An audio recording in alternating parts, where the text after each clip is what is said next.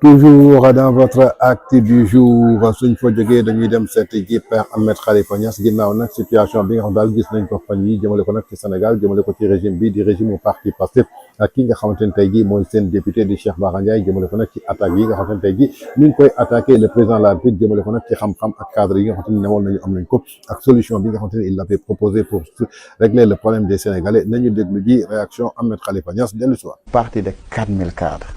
Est-ce qu'en réalité ni muy fonctionner nii am na 4000 cadres biir Pastef.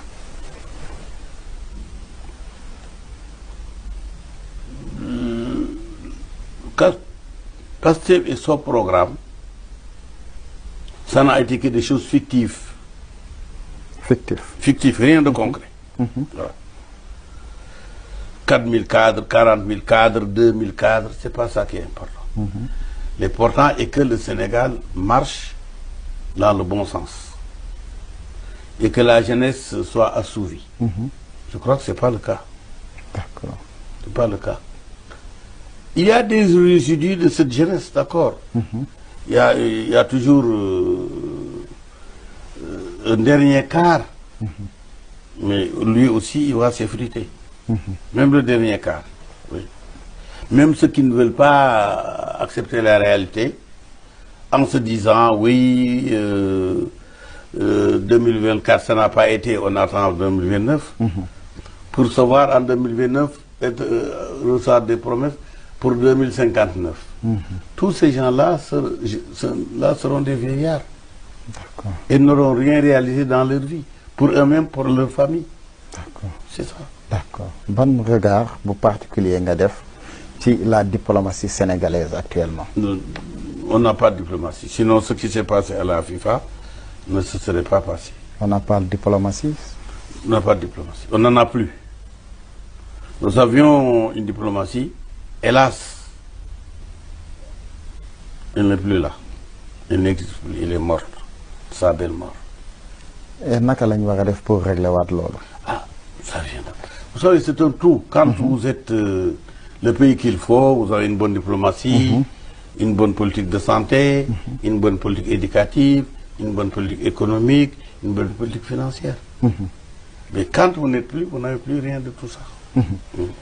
Tey politique au Sénégal maanaam booy xool entre 2021 et 2024 dañu nekkoon ci tension avec les dossiers de Sonko, Adji Sarr, Sweet Beauté, Sonko, Mame Mbaye Niang, tout ça.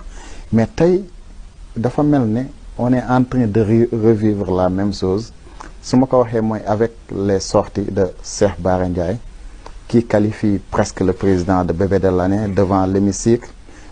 Tey dégg nañ ko aussi mu wax ne moom ci boppam am na ñu ne ko Diomaye dafa bëgg a Mimi Touré autant pour moi daf ne dafay tëj Ousmane Sonko te moom it jot na ay menaces presque de mort moom Cheikh Bara Ndiaye.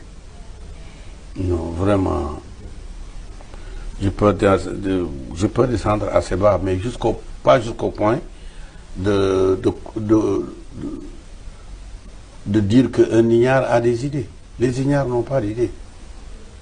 C'est des perroquets sous forme humaine qui ne vont vociférer. Là, il n'y a pas d'idée. Je ne peux pas répondre à quelqu'un qui n'a pas d'idée. Mais c'est un député. Le député, est-ce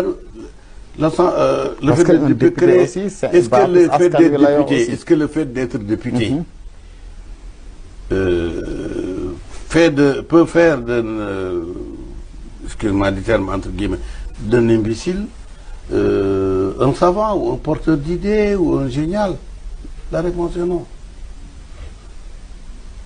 Député, c'est celui qui est monté sur la monture. Oui, mais on sait qu'un député aussi, c'est un porteur de voix. Quand vous êtes député, vous êtes ce que vous étiez avant d'être député. Si vous êtes sans idée, vous serez toujours sans idée. Si vous êtes génial, vous serez toujours génial. C'est aussi simple que ça. Mais lan la ñu def kon Ahmed ba war a àgg fii parce que bu ñu demee ba tey suñuy député Sénégal ne peut pas, la pensée du Sénégal, les idées du Sénégal ne peut pas être portée par un ignare. Un ignare. Le mot ignare, ce que ça signifie. Et quelqu'un qui ne sait rien. Non. Non. il ne peut même pas comprendre que la tête est ronde, la terre est ronde. C'est ça le fond du problème. mais man li ma jaaxal mooy maam Sénégal ak li. boo nekkee athlète. boo daanoo ci escalier da ngay damm. boo dammee léegi malade nga même un médecin une fois qu'il est malade comme tous les autres. Il n'y a pas un malade médecin, un malade non médecin. Tous les malades sont en commun d'être des malades. Le Sénégal aujourd'hui a trébuché. Bon, voilà, il a besoin de garrot pour garroter ses os. kon ñoo ko déggandoo muy une pertinente et brillante analyse jëmale ko nag ci réponse bi nga xamante ni moom Ahmed Khalifa Niass tontu na ko daal parce que bi nga xamante ni nee nañu 4000 cadres ñoo nekk ci biir parti bi ñoo réunir ñoo bind li nga xamante ni tey jii maanaam mooy livre solution ñoom ñoo am solution bi nga xamante ni moom la ñuy réglé jafe-jafe askan bi muy 4000 cadres muy 2000 muy 3000 muy 5000 cadres loolu yëpp amul importance li am importance mooy trouver des solutions pour que nga mën a trouver solution foog nga am ay nit yoo xamante ni yu intelligent lañu foog nga am ay nit yoo xamante ni yu compétent lañu foog nga am ay nit yoo xamante ni yu expérimenté mais mënoo am ay nit yu mel ni leaderu parti parce que fan lañ ko njëkk a tuumale maanaam mooy fële ca Sweet Beauté di affaire u mœurs di affaire boo xamante ni bu légère la ba ñu jógee lan moo ko daan ba doonul candidat toog di diffamer ki nga xamante ne mooy Mame Mbaye Niang ba ñu daan ko ci ay weeru kaso amande ko ci 200 millions kon yaakaar naa ni kooku ay waxam jarul dóor say doom ay nit la ñu yoo xamante ni amuñu compétence amuñu expérience amuñu solution livre bi ñu wax sax ñoo ko bind ndekete binduñu ñaari salaamaaleykum seen action yëpp ñu ngi ko basé ci li nga xamante ne tey jii maanaam mooy le mensonge et la manipulation ak le populisme alors que loolu tey fajul soxla doomu aadama yi kon li am solo ba am solo tey Sénégal suñuy dund situation actuelle bi li ñu xam nañ ko ñoom ñoo porté seen choix ci ay nit ñoo xamante ni daal ay ignare la suñu demee ba Cheikh Bara Ndiaye ñu koy gis mu doon député à l'Assemblée nationale ñu bëgg ko wooye député du peuple mu taxaw di attaquer frontalement un président de la République bi nga xamante ni ñoom ñoo bokk benn parti donc ignare mënul weesu loolu comme Moustapha Diakhaté ne woon na leen ay guñaafee lañu moom Ahmed Khalifa Niass ne na ñi ay ignare lañu ignare mooy ñoo xamante ni maanaam ab bàyyi ma sax moo leen tane ci kër yar xaj ci kër moo ëpp solo yar Cheikh Bara Ndiaye ci kër yar xar ci kër moo ëpp solo yar Cheikh Bara Ndiaye ci kër lu ko waral xaj bés boo ko defalee teraanga soo ñëwee mu yëngal la genn xar bés boo ko dundalee xont ko def ko ëllëg ak ci biir mën nga ko jaay mu amal la njëriñ mën nga ko rey tabaski jot nga am ci ndawal waaye ñi amaluñu askan bi benn njëriñ seen bopp sax amaluñu ko njëriñ lu dul toog ci plateau yi di fen suba ngoon guddeeg bëccëg yor ay discours de manipulation discours de peuple moom la ñu bëgg a yore askanu Sénégal mu doon kàddu yi nga xamante ni moom Ahmed Khalifa Niass yëkkati na ko jëmale ko nag ci li nga xamante ni tey jii ñu ngi koy wooyee les 4000 cadres de ce Pastef ñu jàppee leen les 4000 cancres ou bien les 4000 moutons. Merci beaucoup, c'était tout pour votre acte du jour. Quant à moi, je vous retrouve la prochaine fois. D'ici là, restez scotchés. Notre programme, ça continue toujours sur VIP People TV.